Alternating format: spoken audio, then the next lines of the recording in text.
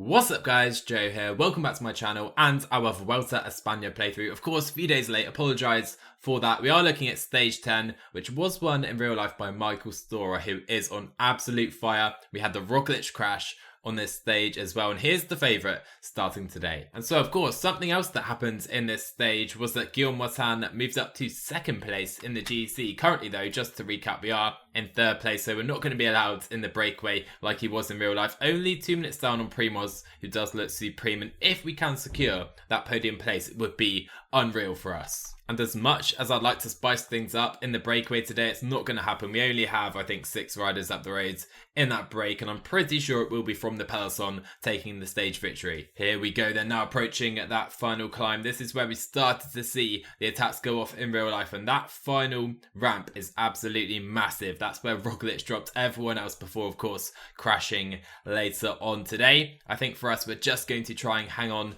try and stay in contention. I think the stage win is probably out of our grasp. I will probably try and get Jesus Serrada over the top, who is one of our better sprinters in the team, so maybe we can try and challenge with him. Here we go then on the ramps, and we're getting blocked in here by Jonas Aguirre. We're not in a good position suddenly. It's Sivakov on the front, no ROGLIČ attack in red just yet in our save. To be honest, I think we might have a fairly big group over the top. Harada is struggling, but Schmidt is still here though, so hopefully Harada can hang around, and Guillaume Martin even not looking too great, I must say, in terms of energy. Here we go, Richard Carapaz does decide to attack for the Ineos Grenadiers. Rudy Millard does try and follow, and I just cannot follow with any of our guys, to be honest with you. Harada is going to try and maybe tempo, but to be honest, we don't have the energy. Maybe Harada has the energy, I'm not sure. Let's leave it to the other teams, I think, who are probably in a better position. So here we go. We only have 40 riders left now in the group, 35. We may as well press this, I think, with Harada. Guillaume is going to stay over the top. In fact, could we try with Jesus Harada? No, he doesn't have the attack left to attack over the top. 25 riders are here. Harada has done a great ride to stay here, and he could maybe challenge for this one. And again, a Movistar disaster class, because Valverde in the top 10 for them. Remember, they've lost Lopez in the GC already. He has been caught behind today as well. It's been such a disastrous Vuelta for Movistar in this playthrough. And here we go, Romain Bardet is trying to attack this descent. I tried to follow with Harada. We simply were not able to follow Romain Bardet. Let's try and get back to him. We're not the best descender at all. Neither is Guillaume Martin. He is trying to follow Primoz Roglic all the way to the line, but for the moment, I think Bardet might have this. But we are pulling Schachmann, a GC contender, along right now. So let's get in his wheel with Harada. I think Bardet is going to win the stage. We have 4K to go right now. Let's zoom out a little bit. Guillaume Martin looking pretty good, in a good position. There you go. Bardet is caught, and here we go. Can we put in a counter attack with Jesus Harada? We're going to try it over the top of everyone. Try to hold on to the line, and Harada is gone. Jesus Harada trying to hold on to win the stage. Can he do it? I don't think so. Here comes the Yates. Here comes Roglic. I think Roglic versus Schachmann on the line, but Primoz Roglic is just about going to hold on and win the sprint here on stage 10 of La Vuelta. We tried our luck with Harada. We were caught though, and sadly it's not going to be a stage win. Not really a GC day then. It could have been like it was in real life, to be fair. Only 24 riders at the top, I think. The top 10 does remain unchanged, bar Valverde dropping to 14th place. Again, a disaster for Movistar so far, but we are looking pretty good. Next one then is going to be an absolute wall. I've just watched this stage in real life, and Primoz Roglic won on the final climb. Is he going to make it 2 in a row in our playthrough again? He does start as the favourite. Could we maybe force the breakaway to the line though? That could be an objective for us. So we don't get the best set of race days. Jesus Harada does get a +2. Could be an option from the breakaway. We know how difficult that final kilometre is. I'm not sure the game quite does it justice right here. It does seem very steep there at the finish. Let's actually take a look. There you go. There is the finish with some corners as well. Let's see how the breakaway looks. Iking, the red jersey for this stage in real life, trying to join the break. So I have been quite active in trying to form a large breakaway group, and it seems Jumbo-Visma, they have been pacing so far, but they are going to allow this 13 rider breakaway up the roads, and brilliant for us because we do have Allegart. He can help out Jesus Harada, maybe, just maybe, try and go to the line. And I guess very much like real life, we're seeing unbelievable rhythm in the peloton right now. Look at our riders' energy. Morin is completely unable to get water. I'm scared to go for water, to be honest, guys. We'll try and go with Eddie Fine, I think you say. We'll try and go with him then. But this is going to be so tough. Look at the energy. Oh my. So 40k to go. The breakaway is not going to work, it seems. Allegart is pretty much done. He can drop back to the peloton, which is literally right here, by the way. Oh my. quite a few riders already dropped, and I think we'll have quite a few more as well before we reach the next categorized climb on the day. So Harada and the rest of the break are caught. Omar Fraile comes to the front actually for Astana Premier Tech, down to 120 riders right now, and look at the carnage at the back of the group. Oh my! And now it is little Tom Pidcock to the front of the race, setting a rhythm. Maybe not so much anymore. Vlasov coming here actually. Vlasov top 10 in GC. Maybe they're setting up an early move from Alex Vlasov, our Astana. We have 40 riders at the front of the race, by the way. Who is behind? And it continues. Emmerich Mas is caught behind the final rider left near the front, anywhere near the front for Movistar. He is now caught behind as well. This has been such a bad Vuelta a España. What are they doing? Seriously.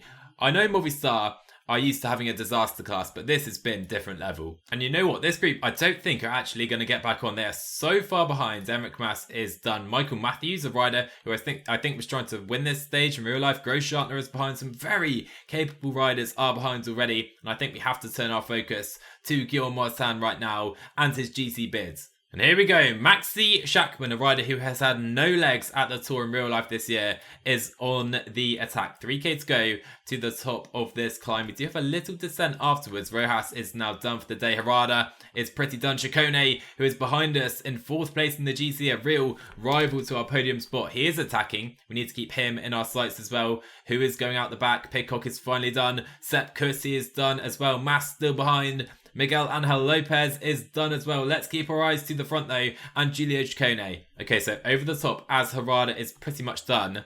Could I try it? Could I try it with Guillaume Martin? Oh, it's probably not a good move, is it? It's probably not a good move at all right here with the Ineos Grenadiers still behind. Let's see if we can bridge to Ciccone. We're not going to be able to. You know what? I'm going to abandon this move. We're going to have to rely on Ineos. 20 riders are left at the front of this race, actually, in the second group of the race, because of course Schachmann and Ciccone riding to the stage right now. So 4k to go. The other teams are actually starting to look at us to try and relay for our place on that podium. Schachmann is attacking Giulio Ciccone into that final kilometre. You can see how steep it is. Oh my word, unbelievably steep climb right now. We are about to take on. There we go. Harada is pretty much done for the day. Gets out of the way now. Let's try and pace ourselves with Guillaume Martin up to 95. No blocks, hopefully. And those guys are going to gain massive time. Giulio Ciccone looks absolutely fantastic. Giulio Ciccone wins stage 11 of La Vuelta a España. Roglic will not be winning the stage. We will be staying pretty close to Roglic though. Really good ride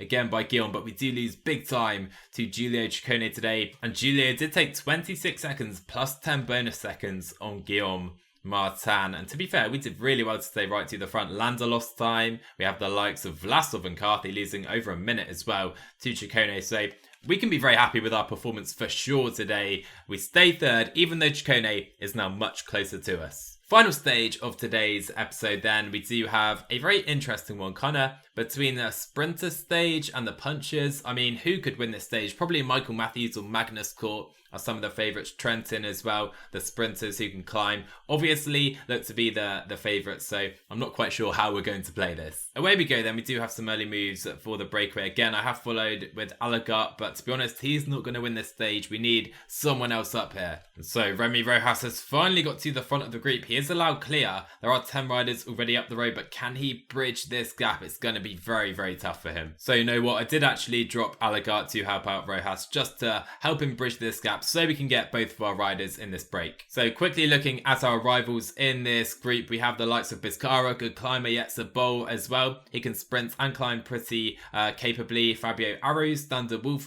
but Andreas Kron to me is definitely the most dangerous rider in this group. He can sprint and climb very well. Louis Meikers too, a very good climber. As I anticipated though, it does seem the breakaway aren't going to be given any room to challenge for the stage today. Only, in fact, not even 2 minutes. I was going to say only 2 minutes, not even that gap. And look at Team DSM.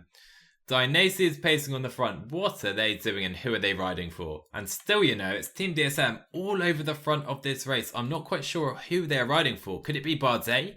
a Bardet attack on this stage would be a bold move, but maybe that is their goal. Delegat has spent absolutely everything right here trying to give the breakaway their best opportunity. Rojas can now try and attack and really try and extend away with a couple of riders, hopefully. So the breakaway are now heading back towards Cordoba, which is where the stage will conclude fairly shortly. We have opened up a fair advantage, I guess, on the peloton, back up to what, just over a minute, and we do have a split in this group actually. Luckily, we are positioned very well. However, 20k to go. I'm afraid it's just not happening for the breakaway. We can try and follow these attacks all we like. I don't think they're going to hold on and take the stage. 5k to go in the climb. Let's set a rhythm. But I think the peloton are going to catch this group as Fabio is completely cooked from that group, and Guillaume needs to move up right now because Astana on the front trying to set things up. And look at this, the Alto Del 14, kind of strange name for this climb, but we are on absurd percentages right now. We're just going to try and stay to the front of the race. I think still a lot of riders in this group, maybe follow some moves, but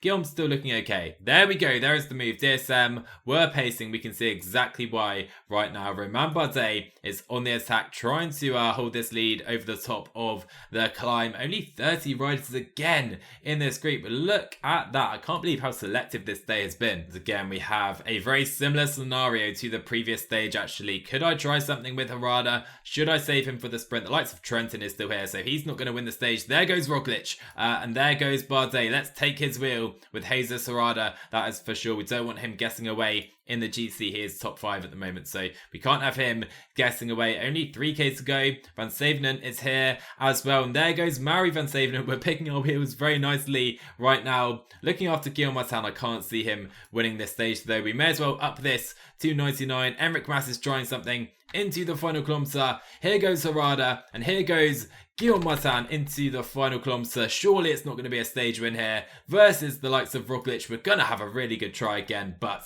Primoz wins yes again at the Vuelta. Do we get bonus seconds? We do get 4. What an effort that was by Guillaume, beating some good sprinters. But yeah, crazy stage, and Roglic is too good.